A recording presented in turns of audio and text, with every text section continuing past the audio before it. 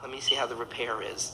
So you see the results of what they did. That's what it means to see the back. It means to see the results of the action, but not to see the action itself. So what is God saying to Moses? Look, Moses, the only way you understand me is you look at my world and you see the results of what I've done. You live in a world that is astonishing. You think there wasn't a creator. You think this came yesh mi'ayin, that something came out of nothing. You see the results of my world. But he focuses on kindness.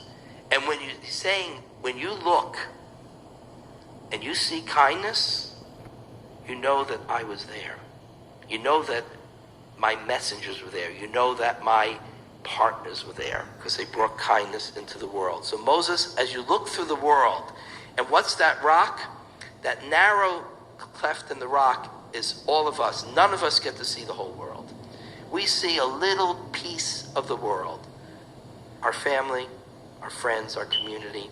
We may travel, not right now, but hopefully we'll be traveling again. We see parts of God's world, but only like looking through the cleft. We're all limited.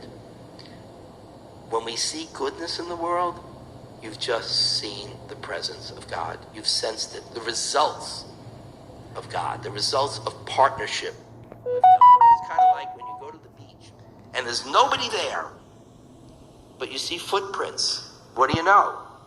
Somebody was there, right? If the place is clean, you know that person cleaned up. If the place is littered, you say, whoever that footprint, that may have been the person who littered this beach. You only see the results. You don't know who did it. You don't see the person. We don't see God directly in this world. We see him when we look through the cleft of the rock and we see goodness and we see people doing God's work. And I would suggest that in this period of time, through the crisis that we're going through, we're all looking through a little cleft in the rock. We're seeing a little piece of our community, a little piece of our world. And thankfully, through the miracle of television and video and all that, we are watching the back of God. We're watching the results of godliness. We are watching astonishing, incredible people coming forward 24/7, exhausting themselves, literally putting their lives at risk in order to help other people.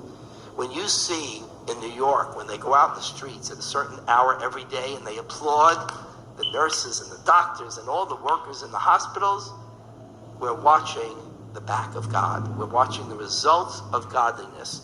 We have a choice in this world. We can choose, as God said here, and see my goodness, right? Make all my goodness pass before you. My goodness is there. But it's only there if you, my partners, are the ones who bring this into the world. When you do that, you are doing God's work. You're bringing godliness. So when you see goodness in the world, then you see the back of God. But that's the most we could ever see.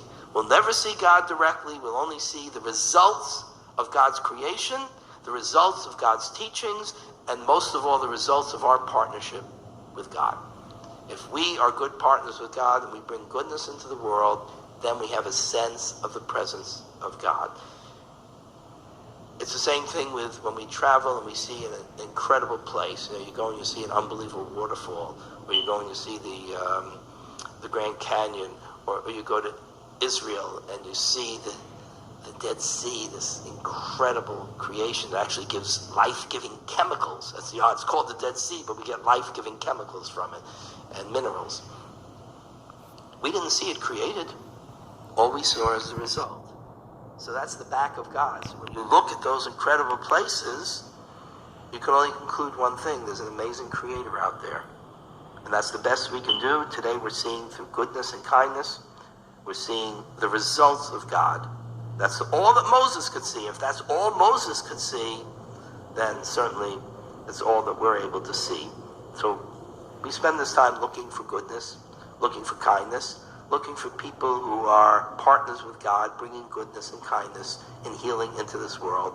And when we do that, we're like Moses, looking through a little cleft in the rock and seeing God's back, seeing the results of what happens in the world when you have a presence of God and a sense of holiness and a sense of goodness. So that's what I learned from this particular Torah reading. The Haftorah is a famous story of the Valley of the Bones, right? What a more appropriate thing. What are these bones? They're the people of Israel after the destruction of the temple. We looked like a dead nation. We were in exile. We were exhausted. We were humiliated. We were confused. Jerusalem is destroyed. The temple is destroyed. Hundreds of thousands of Jews are killed. We're in exile. We look like a dead nation. Ezekiel looks at these bones and he says to God, "Hatichiena, can these bones live again? Can this nation rise?" And we all know the story. The bones connect to the sinews, and the sinews connect to the muscles, and the muscles to this, and eventually it all comes alive. It's a symbol for the revival of the Jewish people. Well, we're looking at a nation that has been knocked down. We've been knocked down really hard with illness, with death, with economic hardship, with people fear losing their businesses, losing their jobs, lifelong investments. So we're really knocked down.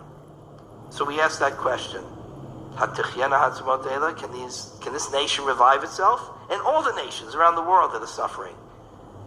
There's no doubt, as Ezekiel saw, yes, we will revive ourselves. We will come back. We will be strong. We will live once again in strength and in health and in goodness. This is the most hopeful chapter for the Jewish people in the entire book of Ezekiel, perhaps in all of prophecy. And that hope, Ezekiel is reminding us now, we will rise again. We will be strong.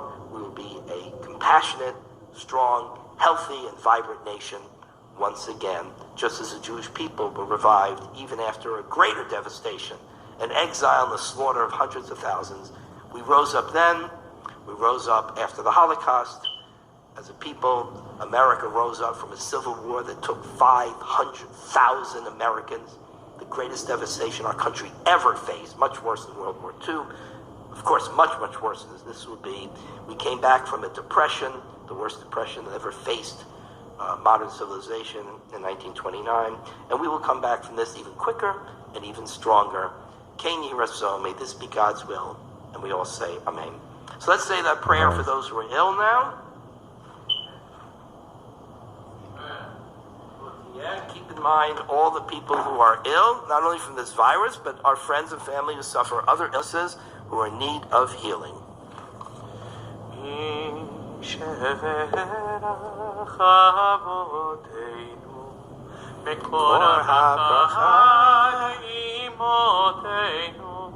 May the source of strength, who blessed the ones before us, help us find the courage to make our lives a blessing, and let us say Amen.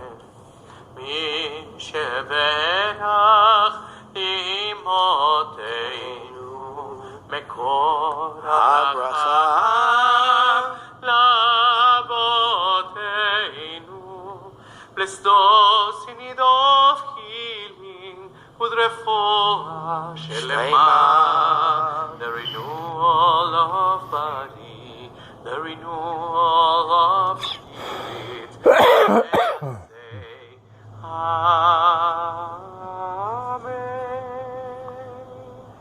A refuah shlema to those who are ill, and strength to those who are caring for them, and may we help those caregivers as much as we can through whatever donations we can, and of course through encouragement and offering them our deepest thanks. Prayer for Israel. Avinu Shabashamayim, Sur Yisrael v'Goalo. Avinu, Avinu, Shebashamayim, Tzur Yisrael begohalo. Avinu, Avinu, Shebashamayim, Tzur Yisrael begohalo. Barech, Barech, et Medinat Yisrael, Reshit Tzmichat Geulateinu, Hagen Aleha be'emrat chasdecha, Ufros Aleha Sukat Shelomecha. Avinu, Avinu, Shebashamayim, Tzur Yisrael begohalo. Avinu, Shebashamayim, Tzur Yisrael begohalo. Bless the state of Israel, guide its leaders and advisors with your light and your truth, Help them with your good counsel. Strengthen the hands of those who defend our holy land. Deliver them. Crown their efforts with triumph. Bless the land with peace and its inhabitants with lasting joy. And we all say, Amen. Amen. And compassionate God, we ask you to bless the leaders of all nations with the power of compassion. Fulfill the promise conveyed in Scripture. I will bring peace to the land. You shall lie down and no one shall terrify you. I will rid the land of vicious beasts and shall not be ravaged by war or disease. Let justice and righteousness flow like a mighty stream. Let God's peace fill the earth as the waters fill the sea. Let us all say, Amen. Amen. Ein Keloheinu on page 204. Ein Keloheinu, Ein Adonenu, Ein Kemalkeinu, Ein Kemoshienu, Mi Keloheinu, Mi Adonenu, Mi Kemalkeinu, Mi Kemoshienu, Nodel Eloheinu, Nodel Adonenu, Nodel Malkeinu, Nodel Moshienu, Baruch Eloheinu, Baruch Adonenu, Baruch Malkeinu, Baruch Moshienu, Atahu Eloheinu, Atahu Adonenu, Atahu Malkeinu, Atahu Moshienu, Atahu Shekiro, Avotenu, Lefanecha et Ketoret Asa. Rise for Aleinu on page 205. עלינו לשבח לדון הכל, לתת גדולה היוצא בראשית, שלא עשינו כגויי ארצות, ולא שמנו כמשפחות האדמה, שלא שם חלקנו כהם, בגורלנו ככל המונם, ואנחנו כל משתחווים ובונים מלכי המלכים הקדוש ברוך הוא שהוא נוטה שמיים ביוסד הארץ ומושב קרוב בשמיים ממעל ושכינת עוזו בגובי מרומים הוא אלוהינו אין עוד אמתנו אפס זולתו ככתוב בתורתו וידעת היום והשבת אל לבביך כי אדוני הוא אלוהים בשמיים ממעל ועל הארץ מתחת עינות על כן אקבל לך לרבבר התפארת וזה כל המגלול שדי בחומני בשר לך תכנע ולברך תשמע ולשון